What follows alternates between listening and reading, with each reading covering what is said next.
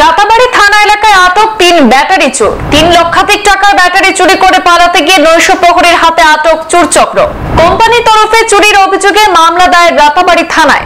Auto রিকশায় ভর্তি 22টি battery বাজেয়াপ্ত করেছে পুলিশ।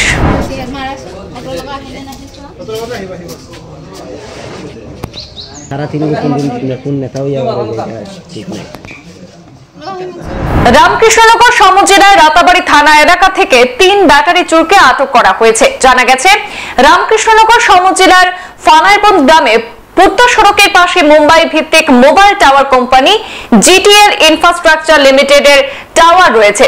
আর সেই টাওয়ার থেকে জিও এবং এয়ারটেল কোম্পানি তাদের মোবাইল ফোন পরিষেবা প্রদান করে। অটোরিকশা নিয়ে রাতের আধারে মোবাইল টাওয়ার থেকে 3 লক্ষাধিক টাকার মূল্যের 24টি ব্যাটারি চুরি করে পালিয়ে যাওয়ার সময় দুর্লভছড়া বাজারের নৈশ প্রহরীরা চোর চক্রকে আটক করে থানায় খবর পাঠায়।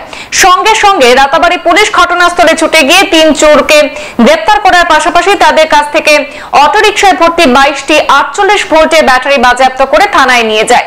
ধৃত 3 চোর হলো রাতাবাড়ি থানা এলাকার পূর্ব মাগুরা গ্রামের সুলতান আহমেদ, বদরপুর থানা এলাকার দেওরাইল বদরপুরের বাসিন্দা জসিম আহমেদ এবং বদরপুর রেলওয়ে কলোনির রাজু কর। ধৃতদের রাতাবাড়ি থানায় আটকে রেখে টানা জিজ্ঞাসাবাদ চালাচ্ছে পুলিশ। তাদের বিরুদ্ধে কোম্পানির তরফে চুরির অভিযোগে এফআইআর দাখিল করা হয়েছে। উল্লেখ্য, বিগত কয়েক মাস থেকে রাতাবাড়ি থানা এলাকার গ্রামাঞ্চলে চোরের উপদ্রব লাগাতার বেড়ে গেছে।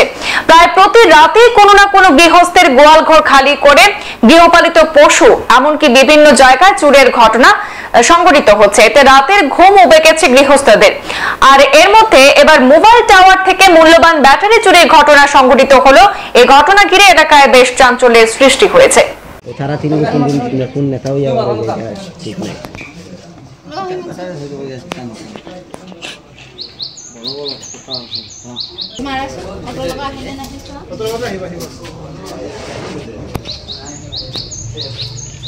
সংবাদ এ পর্যন্ত, ফিরছি পরবর্তী অন্যান্য আপডেট নিয়ে। ধন্যবাদ।